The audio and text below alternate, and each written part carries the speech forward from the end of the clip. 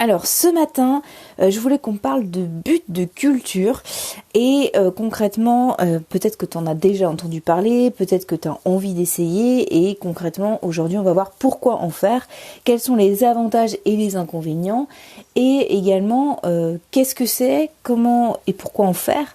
On parle souvent de but de permaculture mais concrètement c'est pas forcément lié à la permaculture.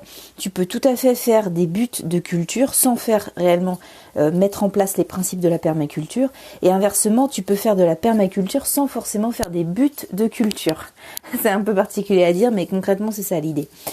Et pourquoi est-ce que je t'en parle maintenant? Parce que contrairement à ce qu'on pourrait penser, c'est souvent au printemps, on est sur les chapeaux de roue et autres.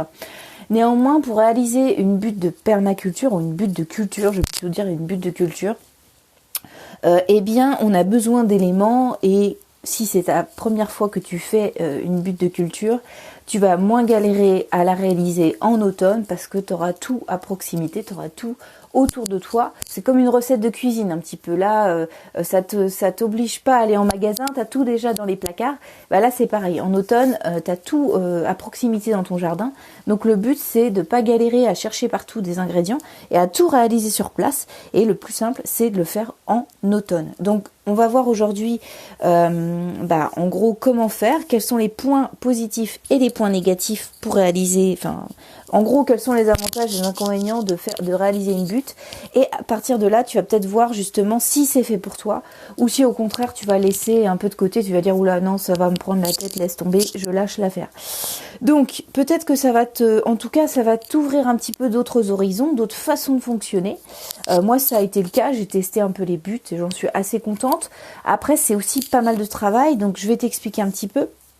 Concrètement, les points positifs de réaliser des buts, écoute, comme son nom l'indique, c'est une butte. Donc ça va être en hauteur. L'avantage, c'est que tu te casses moins le dos, puisqu'une butte, c'est à peu près 60-70 cm de hauteur. Pour te donner un exemple, c'est à peu près la hauteur d'une table. Donc quand tu t'assois à une table salle à manger, c'est à peu près 60 à 70 cm. Donc ça te dit un petit peu la hauteur que peut représenter ta butte. Donc forcément, tu es moins courbé, t'as pas le dos cassé, en tout cas moins, puisque tout est à proximité de tes mains alors que tu es debout. Donc ça peut être intéressant lorsque tu plantes.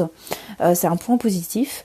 L'avantage également, c'est que tu recycles tout directement chez toi, parce qu'on va le voir, tous les ingrédients, on les a en automne, et c'est souvent là où on a envahi de plein de choses. On a envahi de feuilles, on a envahi de gazon, de choses comme ça, et tout ça, on va pouvoir le recycler et le mettre dans la butte, en fait. Concrètement, c'est ça. Donc, t'as pu à te compliquer la vie, tu vas près de ta butte, ton endroit où tu vas la mettre, et tu vas recycler tous les éléments que tu as dans ton jardin, ici à cet endroit-là. Donc ça c'est intéressant parce que t'as pas besoin de tout mettre dans ton composteur ou même t'as pas besoin d'aller en déchetterie si vraiment t'es envahi de plein de choses.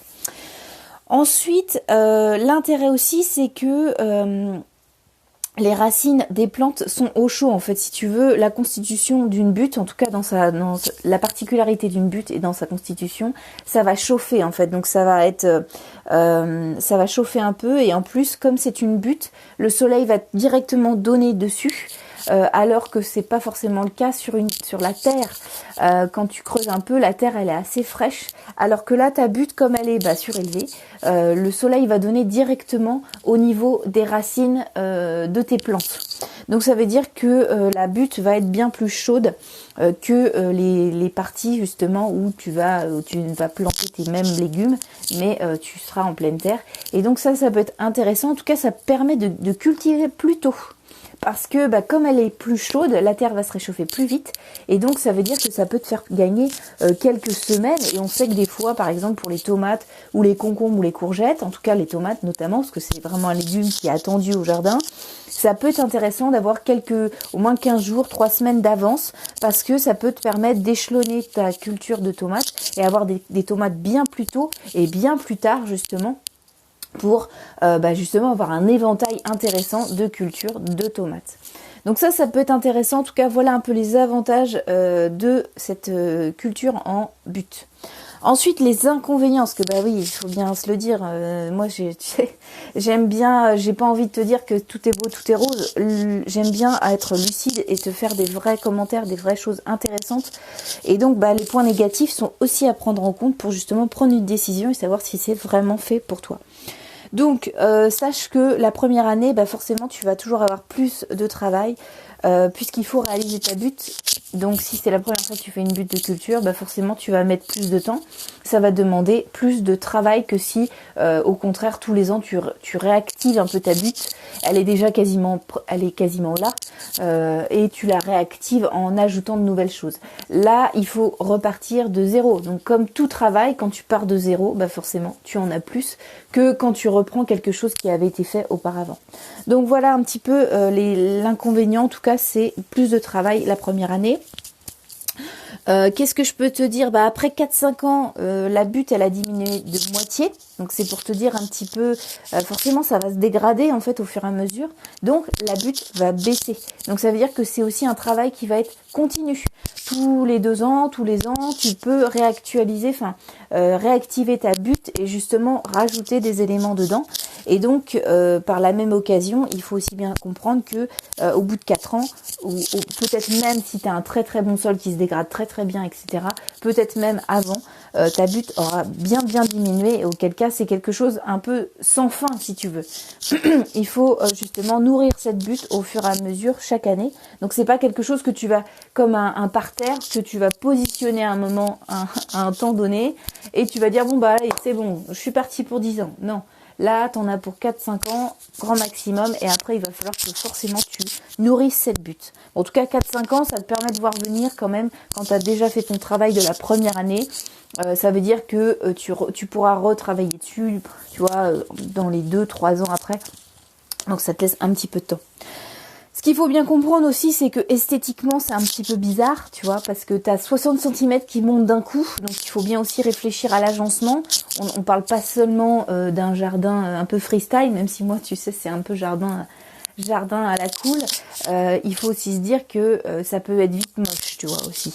Surtout si tu as un jardin traditionnel, tu vois, moi je vois ma voisine, tout est plat, tout est impeccable. C'est sûr que si tu as un jardin de ce mode-là où tu laisses pas une seule herbe traîner, forcément ça va faire un peu bizarre d'avoir 60 cm en hauteur ou 70 cm de hauteur. Donc essayez de faire les choses un peu cohérentes. Moi j'ai mis près d'un mur, dans une zone que j'utilise pas énormément finalement, où je vais pas être à même de le voir en premier lieu quand je vais dans mon jardin, parce que c'est derrière la serre, donc il y a une partie derrière la serre, une partie qui se voit un peu plus. Néanmoins, c'est aussi en termes esthétiques, il faut que ça soit cohérent. Si tu te retrouves en plein milieu de ton jardin avec une super grosse butte, ça peut être sympa, hein, ça te fait un truc un peu vallonné, mais il faut prendre ton jardin en 3D, non pas seulement en 2D, vraiment le voir comme quelque chose de sympa et cohérent. Et donc la butte peut dénaturer un petit peu ton jardin si tu as quelque chose de très linéaire et de très plat. Donc c'est aussi quelque chose à prendre en compte. Voilà un peu le concept. Donc en tout cas ça te permet de voir déjà est-ce que c'est fait pour toi ou pas, est-ce que tu as envie de tenter l'aventure, est-ce que tu as envie de tenter.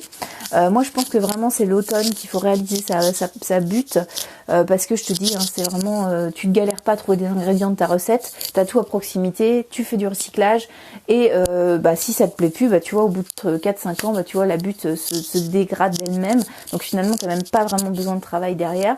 Donc moi je trouve que ça peut être intéressant. En tout cas demain je vais te donner la recette pour faire une butte et quels légumes il faut absolument mettre la première année parce que c'est vital. Donc je vais t'expliquer tout ça demain.